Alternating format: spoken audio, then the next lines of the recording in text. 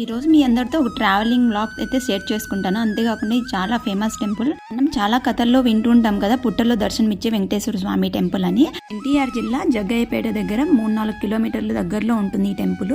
చూడ్డానికి చాలా బాగుంటుంది, కొండపైన ఉంటుంది. ఇటు మెట్ల మీద నుంచి దర్శనం చేసుకున్న తర్వాత ఇక్కడ శివుని టెంపుల్ కూడా ఉంటుంది. సరౌండింగ్ పరిసరాలు అయితే చాలా ప్రశాంతంగా ఉంటాయి.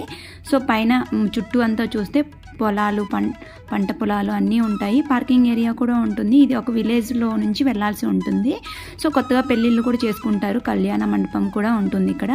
సో మధ్యాహ్నం అయితే భోజనాలు కూడా పెడతారు. ఇది మార్నింగ్ 5 నుంచి 1 o'clock వరకు ఓపెనే ఉంటుంది. తర్వాత మళ్ళీ ఈవినింగ్ ఓపెన్ ఉంటుంది. సో టెంపుల్ 4 తర్వాత. సో తప్పకుండా వెళ్ళండి, చాలా ప్రశాంతంగా ఉంటుంది. ఫ్యామిలీతో కానీ ఫ్రెండ్స్తో కానీ వెళ్ళండి. సో తర్వాత ఇక్కడ టెంపుల్ అయితే ఇలా ఉంటుంది కొండపైన. సో ప్రతి ఒక్కరూ దర్శనం చేసుకోండి. భరద్వాజ మహర్షి తపస్సు చేసి స్వామివారిని ఇక్కడ కొలువు తీరమన్నారంట.